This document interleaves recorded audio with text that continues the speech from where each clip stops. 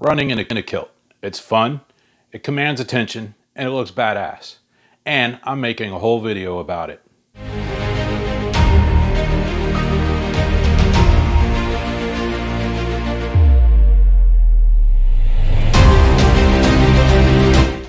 What's up, YouTube? Welcome to the Celtic Clydesdale Show. I'm Jim, and I am the Celtic Clydesdale.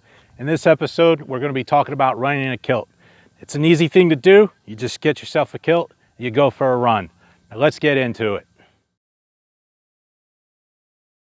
All right, running a kilt. First things first.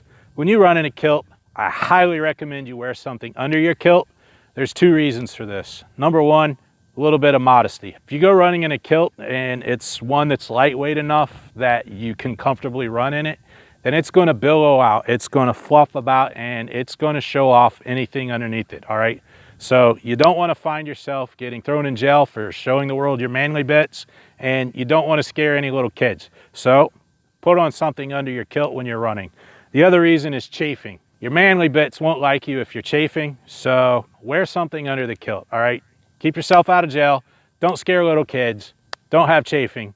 Wear something under your running kilt. Now that's my warning.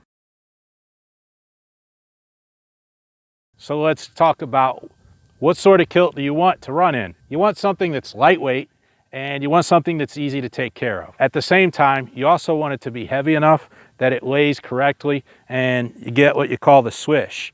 The lightweight part is you want something that's going to be comfortable while you're running, that's not going to weigh you down during the run. You don't want to go out and get yourself an 8-yard, 16-ounce worsted wool kilt, because it's going to be really heavy, and during the summer months it's going to be really warm and it's not going to be comfortable at all.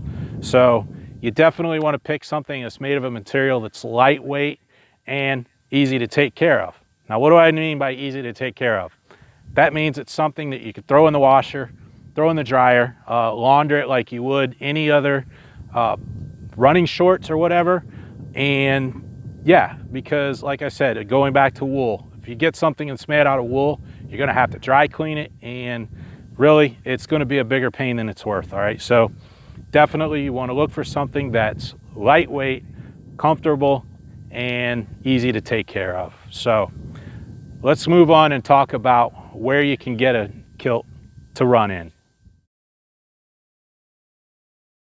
All right, so how do you go about getting a kilt to run in? Well, there's two main ways. Number one, make it yourself. Now, if you make your own kilt, I will point out, you want to remember that you want to use a material to make the kilt that's lightweight, comfortable, and easy to take care of, all right? Stay away from wool. Now, as far as making a kilt is concerned, this opens up a lot of doors for options, because you can look around, shop around for different patterns of material, different tartans, or you can even use camouflage or solid colors or whatever. And it also opens up an array of options as far as pleating the kilt is concerned, all right? You don't have to take what's just coming off the shelf from someplace that you might buy it from, all right? That said, there's plenty of YouTube tutorials that you can watch to show you how to make a kilt. So if it's something you want to do, hey, go for it, because not only will you have in the end a kilt to go running in and look badass in, but you'll also have that sense of accomplishment because you made it yourself, all right? The second way to get yourself a running kilt, you buy it. Now I'm going to mention 4 purveyors of kilts here. None of them know I'm making this video. None of them have given me any kilts, and definitely none of them are sponsoring this video in any way, shape, or form, all right? I'm just sharing them with you as options, all right? First and foremost is going to be Stillwater kilts. I personally run in 3 different Stillwater kilts. The ones I run in are the economy kilts. Now, they also have one called the thrifty kilts, and I will point out the economy kilts cost a little bit more. They're about $55, but they come with actual leather straps and metal buckles to hold the kilt in place, all right?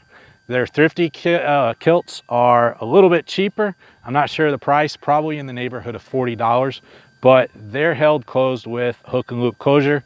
So it's basically something you just wrap around you, you throw in your race belt, and you hit the road, all right? So yeah, I definitely recommend Stillwater kilts. I've been running in their kilts for quite a while. I've personally had this kilt at least since 2006. So I highly recommend Stillwater kilts, all right? The next one I want to talk about, as you can see here, is sport kilts.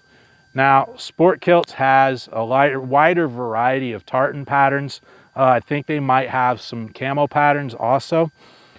So they've got a much wider availability of patterns for you to choose from, but you're going to pay for that, all right? They cost a little bit more than the economy kilts from Stillwater Kilts, all right? But you can also add options to their kilts and have them sort of customize a little bit. Like you could add pockets to them or belt loops or this, that, and the other.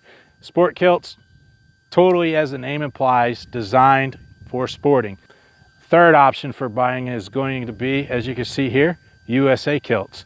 For this one, you're going to pay a bit more again than with Stillwater kilts or sport kilts. However, you're paying for something that's pretty much custom made, all right? With USA kilts, they will take your measurements and then make your kilt custom fit for you, all right? And just like with sport kilts over Stillwater, you got a much wider availability of tartan options that you could choose from. The last one I'm going to mention in this video is going to be utility kilts, as you can see here. Now, utility kilts is an amalgamation of the words utility kilts, all right? Many of their models of kilts have cargo pockets on the side of the kilts. I know a lot of people play paintball in utility kilts, and they'll keep, you know, extra ammo in the cargo pockets or extra canisters of air or what have you, and they look pretty badass while they're doing it. Now, I will point out the utility kilts, they're not traditional looking kilts at all.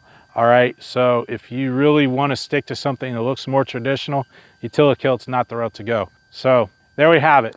Those are the ways you could get yourself a kilt to run in. So let's go ahead and close this thing out. All right, there you have it, running in a kilt. It's an easy thing to do. You just get yourself a kilt and you go for a run. Now, as I said before, please wear something under your kilt. I don't want to see anybody end up in jail scaring some kids or having horrible chafing because they didn't wear anything under the kilt while running, all right? So wear something under your kilt when you run. Look into the companies that I mentioned for buying a kilt, or even look into making your own kilt, all right?